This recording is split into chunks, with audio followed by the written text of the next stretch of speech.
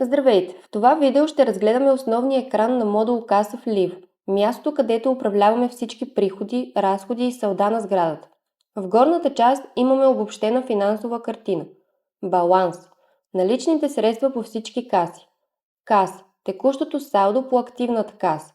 Депозити. Наличности в депозитна каса. Задължения. Общо дължими суми към сградата.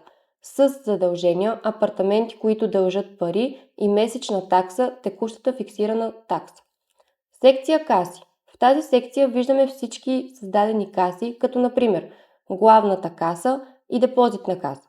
До всяка каса имате бутон транзакции, редакция и бутон за изтриване. Секция периодични разходи. Тук са въведени повтарящи се разходи, като например осветление, почистване, поддръжка и други. Всяка позиция може да се редактира, изтрива или да се добави плащане чрез съответни бутони вдясно. С бутона Нов периодичен разход може да добавите нов разход в списъка. С бутона Нов разход може да отразите директно разход, който го няма в списъка. Секция Месечни такси. Тук виждаме списък с всички издадени месечни такси. Например, такса поддръжка и такса ФРО.